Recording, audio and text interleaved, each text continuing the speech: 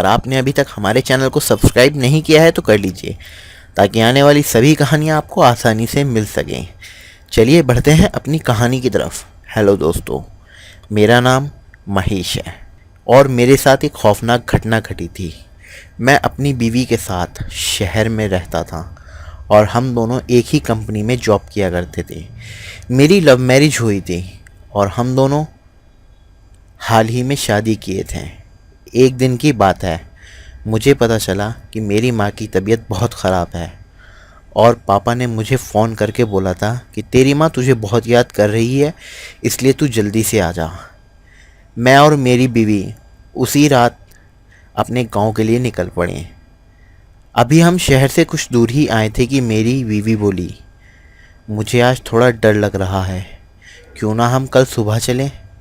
लेकिन मैंने उसे बोला, हम तो अब निकल आए हैं, 4-5 घंटे की तो बात ही है, हम पहुंच जाएंगे।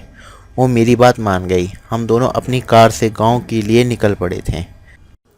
अभी हम थोड़ी दूर ही पहुंचे थे कि मेरी बीवी बहुत तेज़ चीखी। मैंने कार साइड में लगा दी और उससे पूछा, क्या हुआ। वो बोली, मुझे ऐसा लगा जैसे हमारी कार के नीचे कोई आया हो।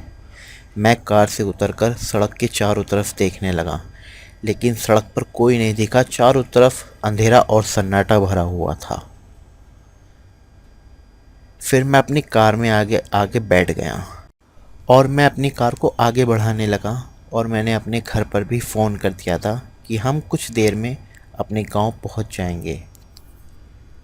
ये बात सुनकर मेरे पापा थोड़े घबरा गए और मुझे बोले, तुम ज़मींदार वाले गांव के रास्ते से मत आना, वो जो हमारे नहर का कच्चा रास्ता है उसी से आना। और मैंने मन मन में बोला, ये भी अलग ही बात करते हैं, जो गांव का रास्ता है वहाँ पर तो हमें आदमी मिल भी जाएंगे, लेकिन नहर के रास्ते से कौन मिलेगा, वहाँ पे तो सिर्फ चोर उचक्के ही होंगे। इसलिए मैंने सोचा, अब तो मैं कुछ भी हो जाए उसी गांव के रास्ते से ही जाऊंगा।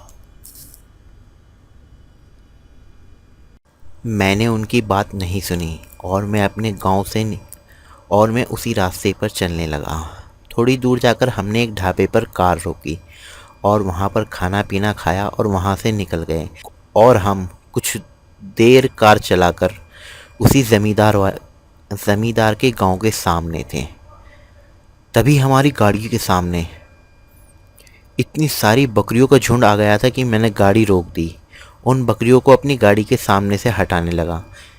फिर जब मैंने उन्हें सबको हटा दिया तो मैं वापस अपनी गाड़ी में आकर बैठ गया। और जैसे ही मैं गाड़ी में बैठा, मैंने देखा मेरी बीवी गाड़ी के अंदर तो है ही नहीं। फिर मेरी नज़र आगे पड़ी, देखा तो सुमित्रा एक बकरी के बच्चे को हाथ में उठाए हुए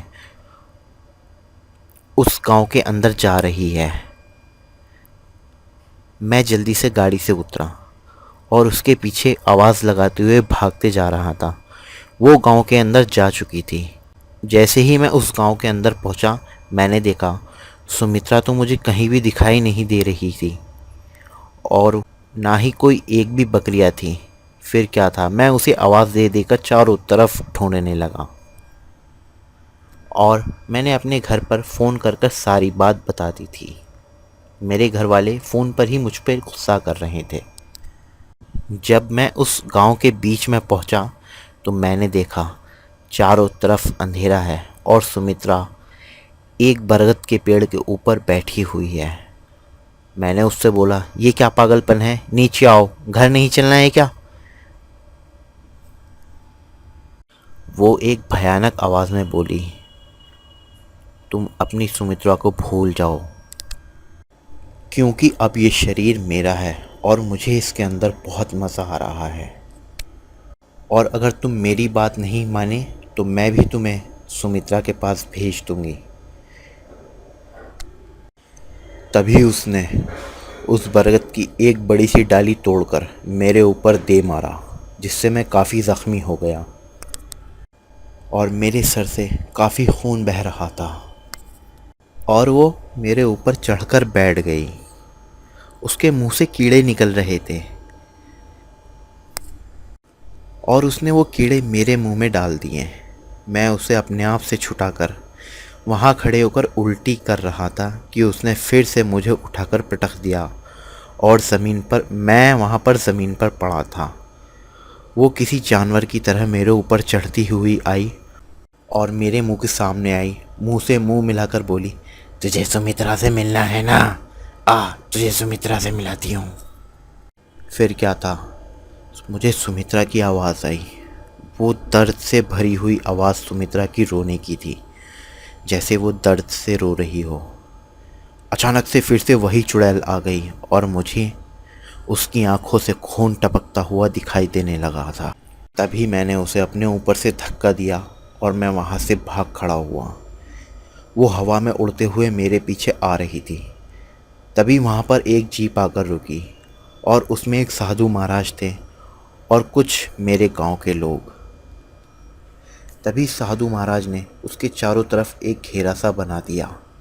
वो वहाँ से चीख रही थी, चिल्ला रही थी, लेकिन साधु महाराज ने उसे वहाँ से जाने नहीं दिया। साधु महाराज ने उससे बोला, तू इसके शरीर को छोड़ दे, नहीं तो मैं तुझे यहीं पर जलाकर राख कर दूंगा। उसने बोला, तू मेरा कुछ नहीं कर सकता है और ये शरीर मेरा है, इसका नहीं। पता नहीं उन्होंने अपने थैले से निकालकर उसके ऊपर क्या मारा। जो सुमित्रा थी वो तो ज़मीन पर गिर गई और हवा में आग लगने लगी। वो आग लगते लगते ऐसा लग रहा था जैसे उसके अंदर कोई चीख रहा हो।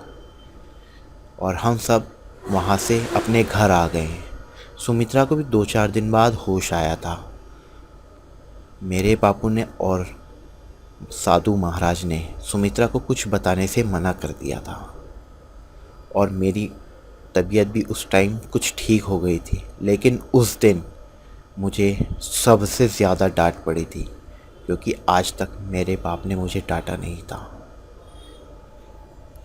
हमारी कहानी यहीं पर होती है समाप्त और हम मिलेंगे आपको अगली कहानी में। जिस किसी ने भी हमारे चैनल को सब्सक्राइब नहीं किया है तो कर लीजिए, ताकि आने वाली कहानियाँ मैं आपको और भी अच्छी दे सकूँ। आप हमें अपनी कहानी भी भेज सकते हैं मेरे इसी ईमेल एड्रेस या फिर फ़ोन नंबर पर।